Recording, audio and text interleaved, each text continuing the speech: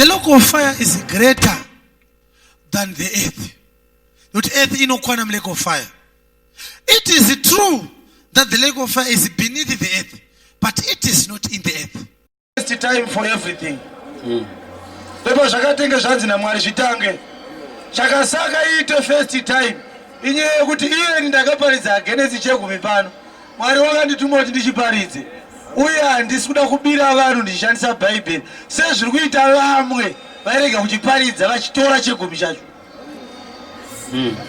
Handisi kuita madouble standards ini. Handitotori chegumi.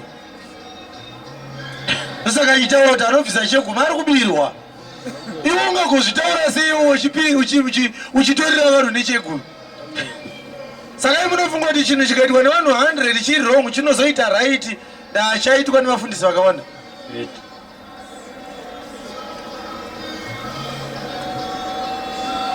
Ai kuri kunzi anouya pano muchinda uya andaimbotaura naye semushumiri. Aiyo anoita mushumiri wei anoiti ngoiri musanyeperwa inotengeswa auipiwe kana usina kutenga diski racho. Eipuwa mhara munhu aingopiwa woenda zvinonzi tenga diski ndikupa anoiti ngoi kutengesa nekabisira. Amen.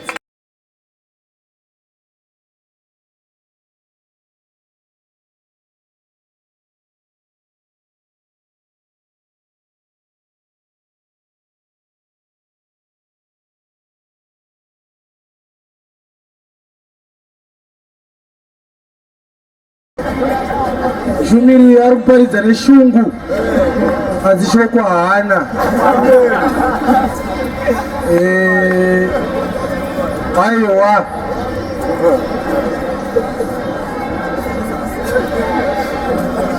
chinoungaparidzere shuwa hwane aogowega kuwanawo kana vhesi imwe chete yaungatsananguriwo inotsigira zvauri kutaura. Shuwa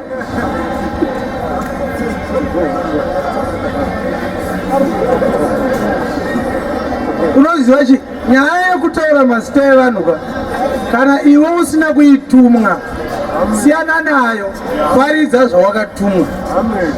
Kana kuine munhu akatumwa kutaura mazita evanhu usamurwise. Because kana wakuda kumurwisa unofanira kumurwisa from a word point of view, kwete kungo blabha kudai. Hallelujah. Amen. Tinofanira kutombodairawo kazvazvitaurwa izvi nekuti ndinani chitaurwazve. Ani ndina chitaurwa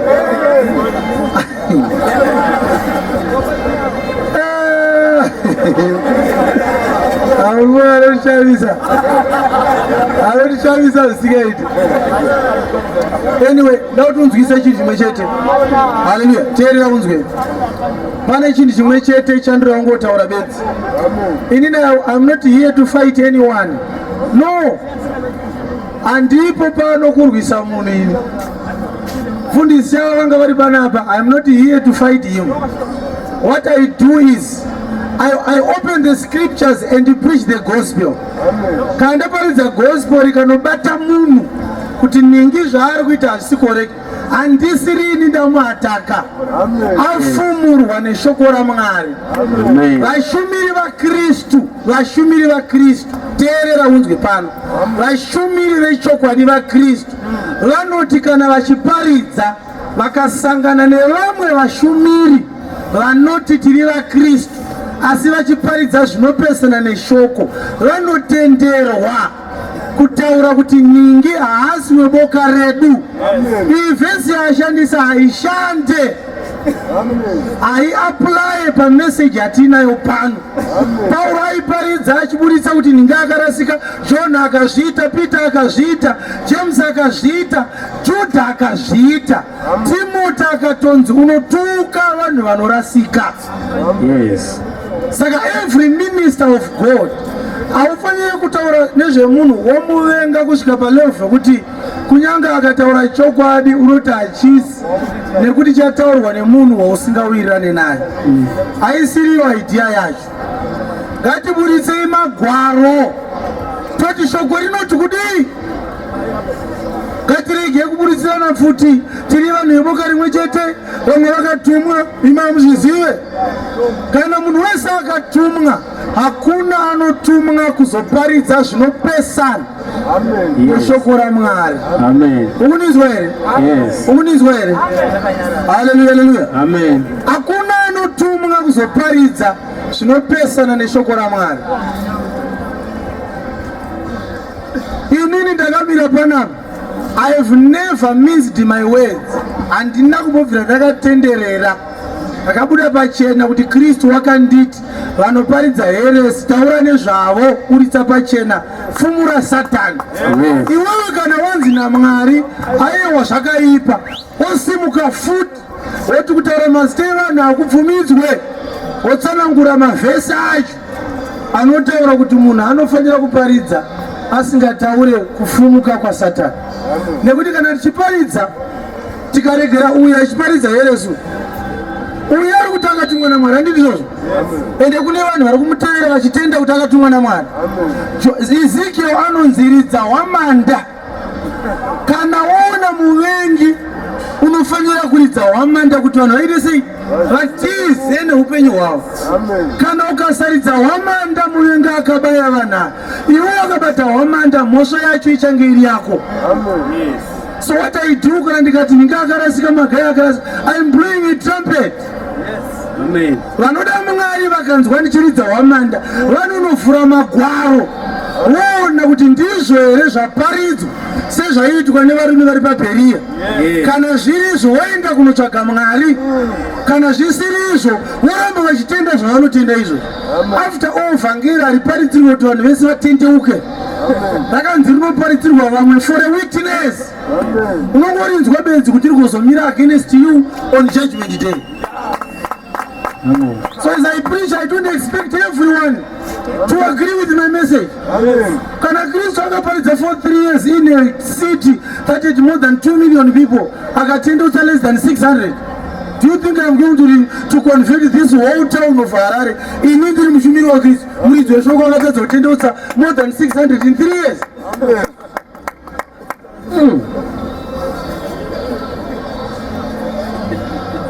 Igama uyo yanga kamira panapo, gava chairo.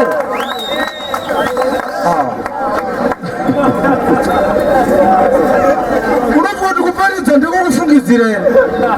Unofoti kuparidza ndikokufungidzira? Iro bhuku raanga achicharo kuti hamuriparidze, Book of Revelation, harinzi the Book of Revelations, rinonzi the Book of Revelation. He doesn't even know kuti bhuku rinonzi bhuku rechakazaruro, anoti rinonzi the Book of Revelations. Hakuna bhuku rinonzi Revelations muBhaibheri. Pana neBhaibheri ipapo? Fuone rinonzi the Book of Revelation. And apo pane masemonzi maviri izvezvi andakaparidza Sunday. Ndakaparidza the 7 seals, panzori nepart 1 nepart 2 iyo ipapo. Have you preached about the Book of Revelations? There is another sermon known as the golden image. I have preached about the Book of Revelation. I have preached about the book. Achisi kuparidza zvakazarurwa. Kana magaya ari nzou ini ndirimbwa, kwenda akauya pano. Angazipo here panapa mafotos arimo muguruka mulaptop, manga aripo pano 7 makombi 2 mabhazi, he was here. Kana iye ari nzou ndakapinda PhD here. I've never been there. Saka nzou ndiani? Andikubvunzazve akauya nevanhu pano, mafotos ari papo. Kana iye ari nzou inasina middle PhD, tonutsvage, but iye ndiye akaviga ini.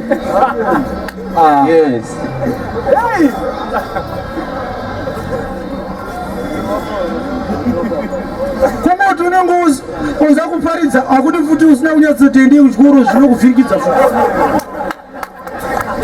Uwazi kana uchida kuti upikise munhu, unofanira kutanga wastadhawo shoko racho, handikuzvona? Wozomira ukaita sei? Wakasimba. Haikona kuti hakuna zvakadaro, hakuna zvakadaro, hakuna zvakadaro. Hazvinzwarwo. Hallelujah. Amen.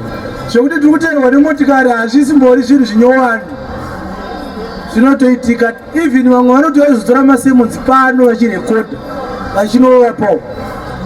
vakandiwo waari kutaura akaparidza against me patelevision yake against disk riri papo ronzi Chegumishi akazvita akati pane munhu anoparidza mustreet anoti anofamba aiti Chegumi achibviswe kana musingatobvisa Chegumi muchechi muno muget out muchechi mangu vanhu vakachema go and find out kana uchienda unoteerera masemons ake he did it. Yes. If my messages are of no consequence to them, why are they reacting? Yes. Ndikubvunzazve kana mwana achibika mahumbwe ungambenza kwari ubika mahumbwe hazvina basa resezvi ukatoona wakudaro unozoti hasi mahumbwe rinotoibva sadza vanhu vakadyiwa.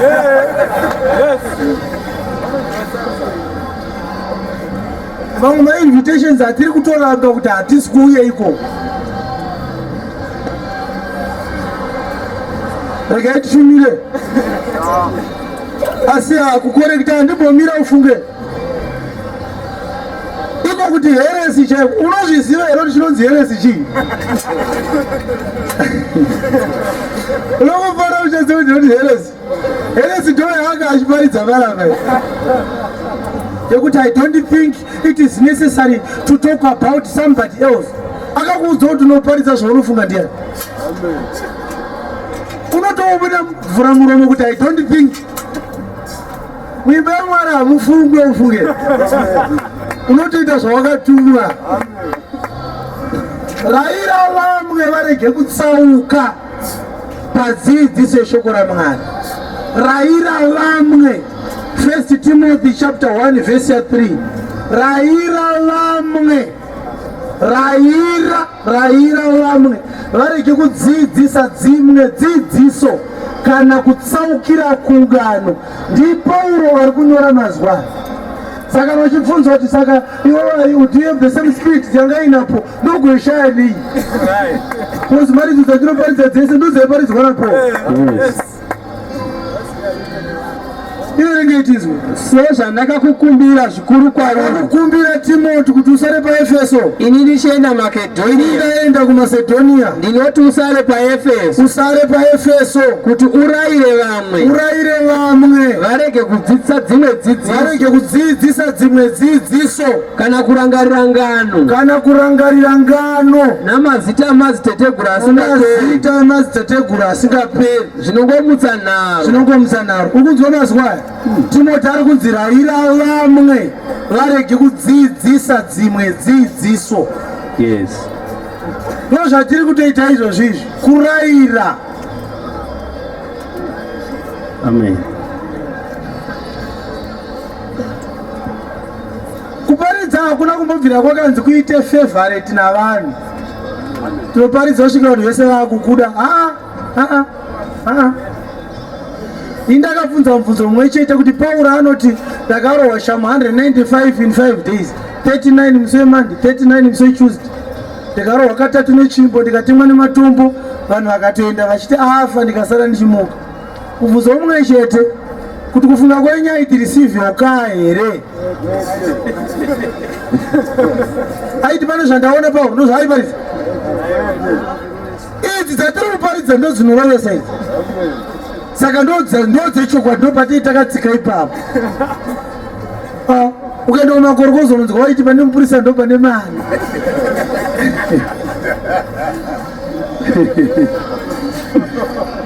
Ukaparidza vanhu vachigumbuka unokwataka kuparidza.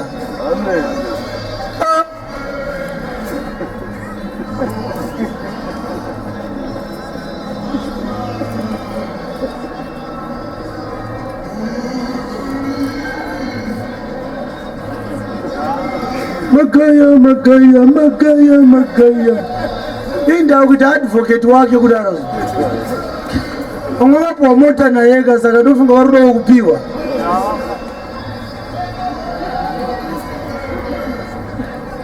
Aipa chitori legal system yekuti vanoparidza heresi vasungwe uye tikadete kamusungisa kudhara uye.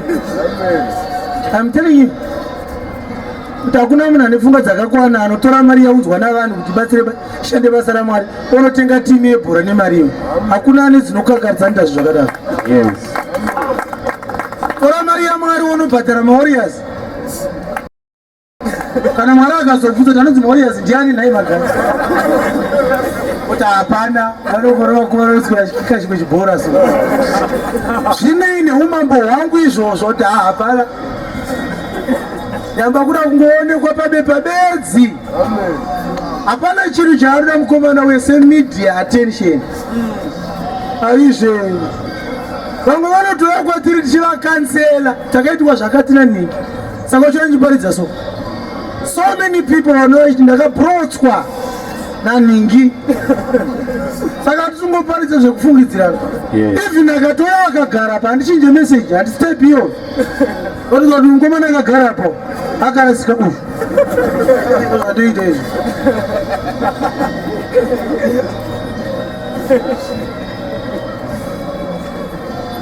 ndakaitsanangura nyaya yeprodigal son nezuro kuti number 1 mubhaibheri hamuna izwire kuti prodigal son vanhu vakadhisaidha kuti vati mumwe wacho ndiprodigal son ishe vakangoti mumwe murume aive nevana vake vaviri one akati kuna baba ndipe pfuma yangu yemugove wangu baba vakadhivhaidha upfumi hwavo ivo vakapa kupi kune mumwe mukomana mudiki akaenda mukomana akadzoka akapuwa bhatye akapuwa bhutsu akapuwa ringi pakaitwa pati mukomana mukuru akaita zvakati hapana pakambonzi prodigal son ende ishe havana kuti anga akarasika ndeupi vanhu ndo vakati mumwe anonzi prodigal son hamuna wedzira kuti prodigal son baby so ndakatsanangura nezuro rikati ukatoverenga zvakanaka wakadzika unoona kuti kana mbida kutoti prodigal ka wamungatoti prodigal ndiakasara papa kwete akabuda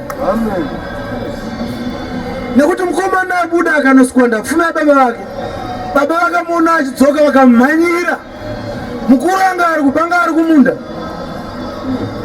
ende bhaibheri rinoti ishe aita achitaura nyaya aitaura nemifananidzo even achitaura parable of the good Samaritan haana kumbobvira akati ini ndini muSamaria akanaka but ukaverenga nyaya yacho unonoti ishe he was talking about himself nekuti ndiye akanga achibhandeja vaJudha paronda rekukuwadzwa nemurayiro haleluya ndiye ane chigubhu chewaini ropa rake ndiye ane mafuta amweya mutsvene ini akanochengetesa murwere ichi iNew Testament chechi matinari maviri akasiya iHoly Spirit neshoko raMwari. So if you are saying he cannot be the younger son, you are also saying he is not the good Samaritan. Saka iwe ndiwe good Samaritan iwe. Ndiwe ere iwe good Samaritan iwe. Takati kana wati iwe ndiwe prodigal son azvinetse. Chititsanangura kuti musonga uina baba mumba. Yeupi ukazogoverwa hafu yepfuma yababa uye baba ndimwari wako mwari ndo baba wako makamurumba mumwe chitira mwari viri ukazopuwa hafu yepfuma yababa iwewe kozi kana waramba kuti chakati hachisiricho unofanira kuzotsanangura gwara nditi woudza vanhu kuti saka chechokwadi ndechakati kunongoti mupfumi pasi rekumamure kwamupfumi mupfumi akachekeresa musakwire mupfumi vanhu voti orati kana tarega kukwira mupfumi tokwira chii kuti handinyatsoziva zvangu asi saka tegara pasika una chaukutaura tirege kuenda kumusha kwamutare nekuti ione wakadzungaira kana wati pasi rekwamupfumi hariite chitiratidza rinoita ini pano ndototi magaya akarasika ndototi akarasika papi notaura kuti chokwadi chakamira so vanhu voona kuti zvechokwadi chokwadi magaya ari kuita holy ground mushoko raMwari ari holy ndiKristu ndiye the holy one of God. Saka holy ground yaagadzira it's an antichrist. He is blaspheming the holiness of Christ. Saka pane shoko rechokwadi iwe kana wataiwa holy ground iri right wobudisa futi gwaro kuti riri pavhesi ari holy ground baibheri chongudawozve kana wakutengesera vanhu anoiti mwiri isu chiti anoiti mwiri idzi sacrilege pamberi paMwari iwe ukataiwa iripo wochitipa vhesika urega kubata bhuku yaJames kuti James aitaura zvaanoiti mwiri haana kumbopa vanhu hamuna munhu akapiwa mafuta mubhaibheri from Acts to Revelations hakuna akapiwa mafuta achinzi akazodzwa James anga asingataure mafuta enzungu kana kuti edelight. He was talking about the anointing oil which is the Holy Spirit. Inotaurwa naJohn akati the anointing which you received teacheth you all things. Kana mati anointing iyo idelight kwikimwe tochigadzika ngaichitidzidzisa zvinhu zvose sezvakatorwa naJohn. Kana yatadza toti haisiriyo. Yes. As simple as that. Atiparidza kuita shamwari navanhu isu. Totoparidza pfuti yakaiswa apa topedza kuparidza ndofa toenda kudenga. You are not preaching to make money. Amen. Iwe. One of the days dzekuti munodya imbwa nekunyara muchiti niki munhu waMwari, munhu waMwari. Kana hapana zvakadaro. Iyo ndakaitsika ndakasimba. Unoza ndoda muzukuru atanaro andoparidza manje sanitsika. Verengai Jude. Verengai Jude. Verse 16. Jude ari kutuka vaparidzire heresi. Dakuti uone chimwe chinhu chakagonekwa kuitwa navanhu vari kuparidza heresi muZimbabwe. Vanhu vanoparidza heresi muZimbabwe chavakakurumidza kuita kutora vanhu vakawanda vavaita vanhu vavo. Saka uchiona kana makandiwo asipo vakomana vaka vaparidze shoko vanosora vachiparidza about makandiwo. Enda unocheka unonzwa vaiti profeti vasipa. This man is a mighty man of God. Baba ndakandiri rombe inini.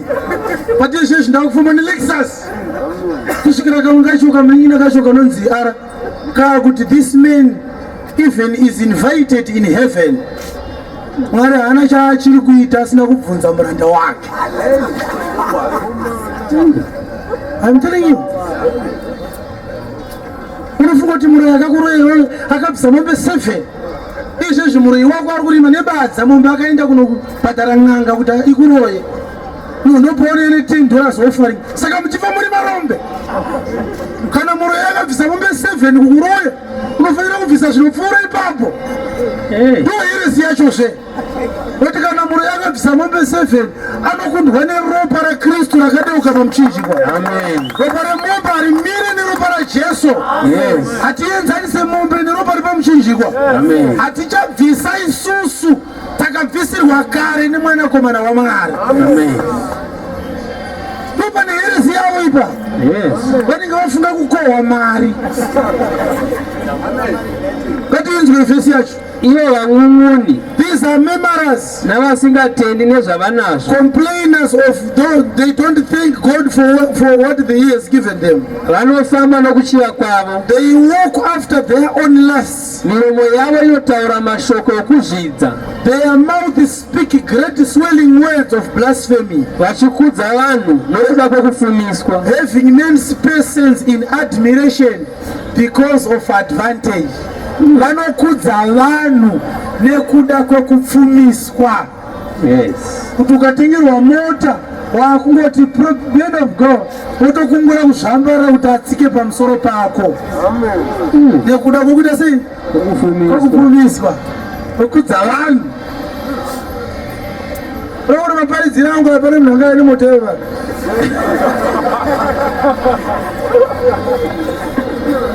Mumwe aiparidza pano akavingwa akatengerwa hembe. Ini ndikaparidza pano ndikavingwa netsvimbo. Kusiyana kwokuparidza. Mumwe aiparidza pano pakapfeka tisheti yakanzi Zaoja. So akangotengerwa sutu akabva atipfeka tisheti yakanzi Spirit Embassy. Akachinja sheti nekuda kwesutu. Chechi yakabva yatochinja. They have men. They admire men. Aiwa munhu waMwari. Adzidzo. Asi ukaiti nzou yeheresi aiwa ndoira newe. Kuheresi nzou chaidzo. Kuna Mwari magaya asati atombotendeuka uya ndatotendeuka patsva kutopa upenyu hwake kuna Mwari. Naiye anga achiparidza ndakamuudza handisora ndichinyepa. I met him last year but one Pastor Shah I told him handisi kumbonyepa ngati munhu waMwari Kristu hamusati mava kumuziva imbomire kuparidza. I told him ndikamuti neunga uchida ndogara newe pasi wokudzidzisa kuti hwaro wokudzidzisa shoko raMwari hwakamira sei. I told him I'm not lying. Kana muchida ari pasira pamubvunza I told him haumuzive kana mbichana you know virtually nothing nekuti wese anoziva shoko raMwari anoziva kuti shoko raMwari rinorwiswa neheresi zvisingaite. Saka munhu wese anoparidza akatakura jealousy yaKristu kusafeguarda brand reshoko rake. Wese anoparidza anofanira kunge akatakura kurwira chinhu chakakosha chatakapiwa naMwari. Amen. I told them munhu wandinotenda kuti anoparidza pano pana first pana ndimuvhangeri chambwera ukutaurire vamwe vese ava they are blabberers. I am telling you the truth. Vanachambwera vakamira pano ndotogara unoteerera nekuti vataura shoko raMwari. Imwe kuru yese iri hatine sadza iri tote sadza hapana zviripo haizve kwati ndikateerere muparinge ndo anotaura kuti kudii. Munhu anotaura kuti ine handione kuparidza iriko. Shoko raMwari rinoti kana tawana Kristu tava kuona zvemweya. Saka wese ane shoko raMwari ndo andorine maziye mweya. Kuona namba dzezvitupa hakusi kuona. Shoko rinoti zvino bofu ringatungamirire rimwe bofu here? Riri pamberi ikawira mugoronga vangawire nevese. Kana muparinga achiti ibofu ko pamberi pano ari kuingei anorateseka manje.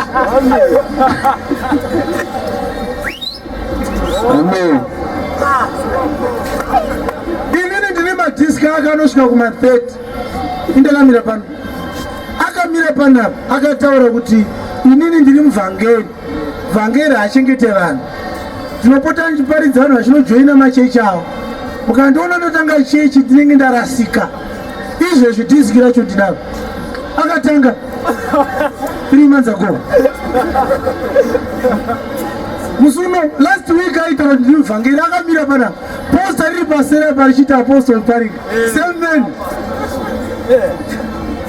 Saka akazopromotwa here akaita apostle. Muchechi yaKristu munopromotwa vanhu. Kutari pasati pako kuti munopromotwa here kuti wangotanga uri muvhangeri wazova apostora. Hakuna zvakadaro.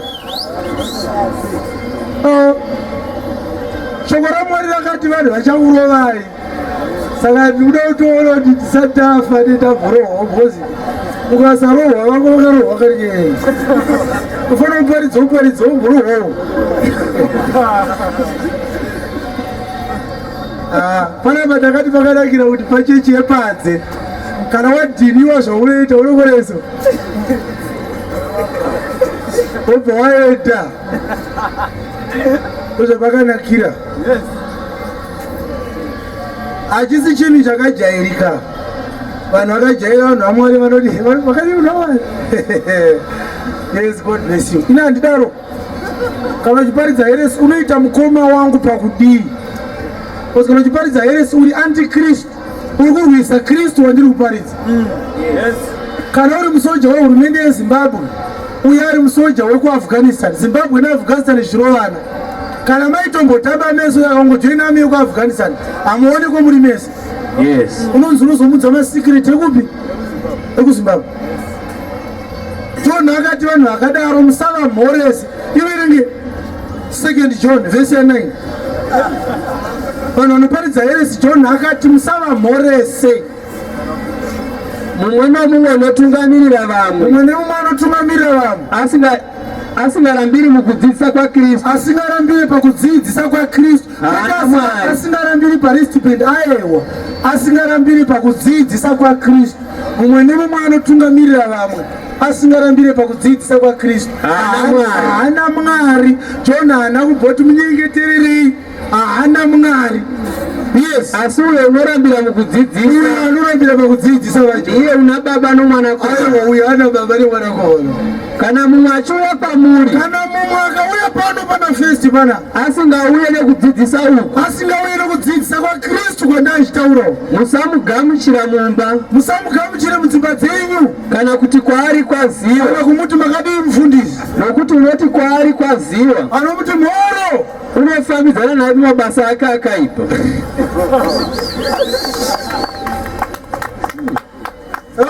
John aitaura zvokutamba here. These are high volume matters. Amen. High powered issues. Asi umhanyamwerera zvefeki zvakada. Ini kana ndikatoenda avandimhoresa mafundisi parandoza. Avandimhoresa. Twaringa kana akapedza kuparidza ndakamira apa anobuda nekumwe. Uzvitarise kana mangwana. Kuti mhoresa ureso. Zvikoti hazviti. Vakajera vanhu vanopfugama veve. Zvino inononyepa. Ndotaura chokwadi. Misangano izvezvi yaitwa isingaperi against me. I don't mind. Izvezvi kuseri kutori nemumwe izvezvi. Mutoitwa against me. Tomuita sei? Zvino zvokutiita hapana. Aiwa hakana. Ini mwarakanditira zvakanaka nekuti ndisati ndauya kuzoparidza wakandipinza mupenyu wakasiyana-siyana. Yes. Kuora ngoma chamunofunga kuti munogona kuchiita ichi hamuchigonei mutokutaurire.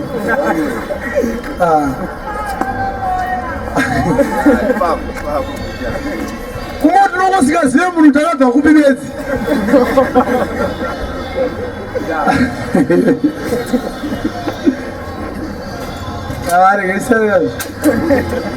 Ngesarazvo akuvutuka chako forget ovutukani haina ndiri musoja ungatiudze zvousoja uneshuwa padi kutsvagawo zvimwe zviri nani zvekutaura kwedu kwatinobva ukanga uri musoja audze vamwe unoisa basa rako mubhachi kuuya kumba wakanyarara. Hallelujah. Amen. Autobostar ndiri musoja.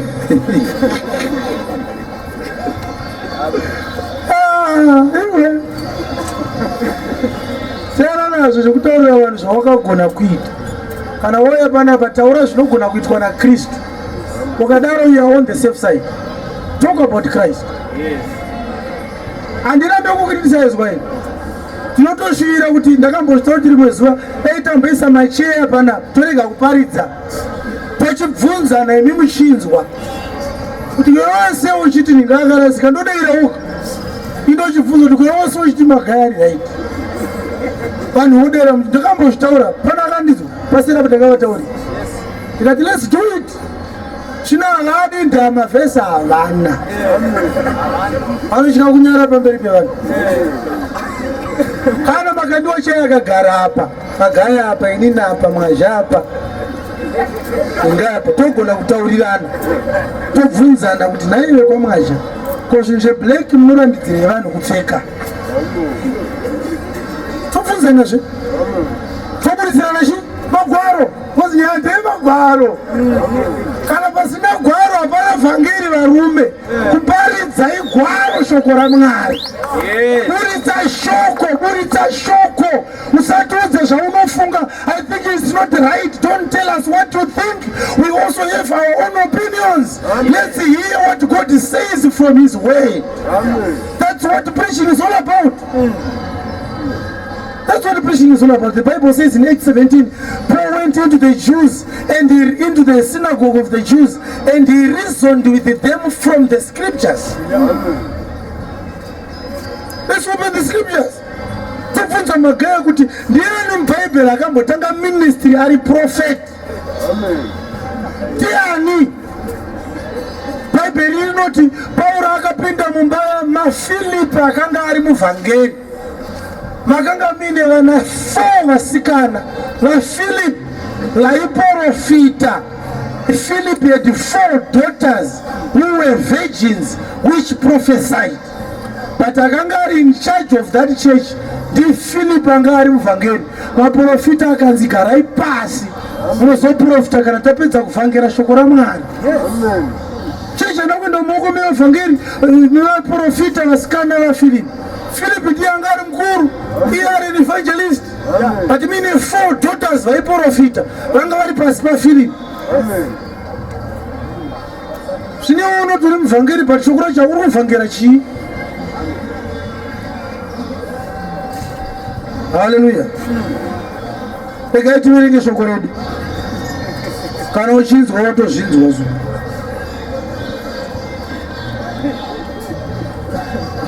Ada kutombozvitarisa kuti pana pane vanhu vane more than 3 months achiti pese pauya pano anenge achiparidza inini. Chifungo dena andisipo pano aiparidzani. Shava akauya anoparidza inini, Paringa akauya anoparidza inini. Naro ndiye akaregera manje angoti akaregerera, but aizvita. Anoparidza preach about me.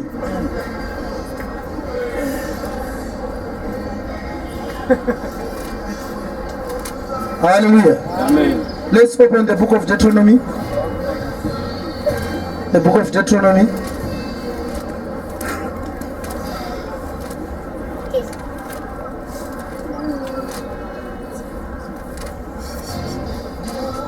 There's a scripture that I want to preach from there. This scripture inoshamisa inonzi iyo the law of the poor, murayiro wavarombo, murayiro wavarombo. Deuteronomy 24 verse 1 to 19. The law of the poor, murayiro wavarombo. It's a very interesting scripture there. Deuteronomy 24 verse 19 to 22. Yes, verenga ichinzwe. Kana ukakohwa zviyo zvako mumunda mako. Bhaibheri reshona pese pakanzi wheat rinoisa zviyo. I think it's because hakuna word rechishona rinogona kubudisa wheat. But tinozviziva kuti zviyo kunoku kuAfrica kunoku. Anoziva kuti zvii? Zvinonzi chine chirungu? Rapoko, handiti? Saka pese pakanzi wheat reshona rinoti zviyo. Kana ukakohwa wheat yako mumunda mako, because rapoko yange isingarimwe kwaIsrael, vairima wheat nebhari, ndo yange iri staple food yavo yechibage. Kana warima wheat murayiro wekuudzwa Israeri naMwari, unoita sei? Ukakanganwa chisote mumunda, vaikohwa handitika vosunga wheat yavo isa mabundles. Saka pakutakura mabundles paipai vanobva vakanganwa rimwe bhanduru rewheat. Kana makanganwa chisote munoita sei? haufaniri kudzokera kundochitora. Vakumba manhiri kuti ndakanganwa bhanduru rewheat rari kona yakati, hanzi haufaniri kudzokera kunotora bhanduru iroro.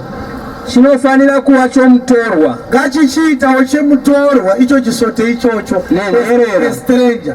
Saka reshona harigoni futi kutsanangura estranger. Estranger haasi mutorwa. Estranger mutorwa asina pekugara, asina chekudya, ari kungoshayawo paangagare, ari kuda kubatsirwa. Is a stranded stranger. Ndo matsanangurirwa zvinofanira kuti. Kana wanga uchikohwa wheat, wobva wakanganwa bhanduru rewheat, pakutakura kwako mabhanduru uchienda nawo kumba kuti uzonopura pachipuriro. Ukazorangarira wakumboti ndine rimwe bhanduru randakanganwa, usadzokere kunotora bhanduru iro. Ngarichizoitawo ravatorwa vari kushupika vanogara muarea menyu. Uri kugara kwaMurehwa, pane vamwe kuMozambique vanongogarawo muzvijarata maMurehwa imomo. Kana wakanganwa chibage pakufurura kwako, woona kuti pane chimwe chimwanda chechibage chestaki chausina kuzofurura, usadzokere mangwana acho kunofura staki iyoyo. Waakufanira kuita sei? Waakufanira kusiyira vatorwa vanoshupika. Yes.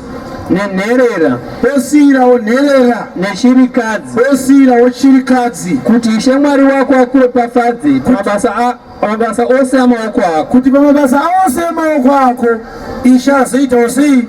acropafads. Yes. Kana uchizunza muti wako womuolive, Kana uchizunza muti wako wemuolive, une muolive wako maolive ari kuibva wozunza kudaiso, usachakisisa pamatizve uchida kuti adonhe ugadhe unochina maolive oil yako.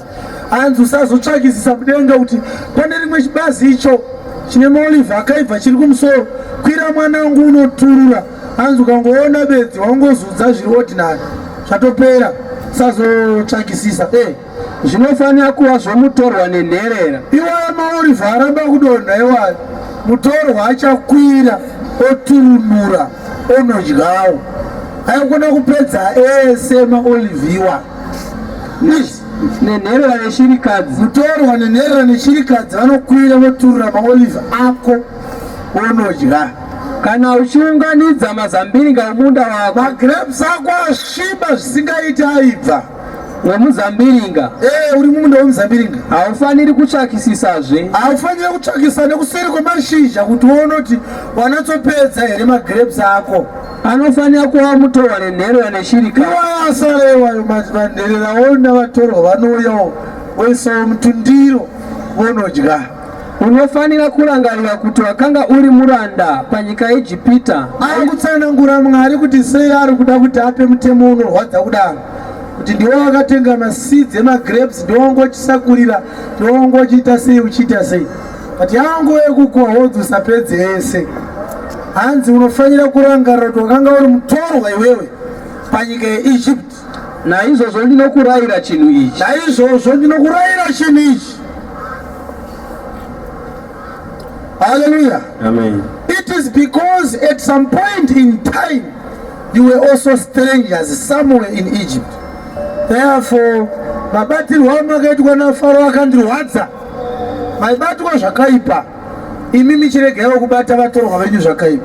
Varatidze kuti takadzidza kuti kana munhu ari mutorwa munhuwo ngaabatwe zvakanaka. Yes. Leviticus, we want to explore my scriptures here essay. Leviticus chapter 23 verse 22. Leviticus 23 verse 22. Yes.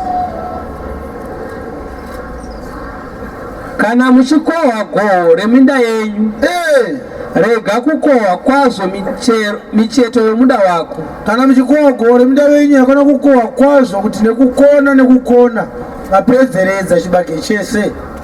Uye usaunganidzira zvawira pasi pakukohwa kwako. Kana chibage chikadonha pasi muchimenya, hamuchachikotamira kuchinhonga. Unofanira kuzvisiyira varombo navaeni. Zvadonha zvese ngazvisarire varombo navaeni. Ndini Ishe Mwari wenyu. I am the Lord your God. Hallelujah, hallelujah. Amen. Saka uri kuona here kuti uyu waitove mutemo wavakanga vachirarama nawo. But ngatimboona imwe nyaya yatiinayo manheru ano, kuti tine hama dzedu dzataramba pano kuti hadzisi hama dzedu nekuda kumaparidzira avo. Vanoti vakaverenga nyaya yekumurayiro vanonoiteedzera. Vamwe vanoverenga mutemo wesabata voti bhaibheri rakabuda pachinoteedzera esabata rive dzvene, vanonoita mutemo wesabata. Handitika? Yes. But pane dzimwe nyaya dziri kumurayiro dzekuti kana mukada kuuteedzera munenge maakufanirwa kuiteedzera yose. Uyu munomuita sei uyu?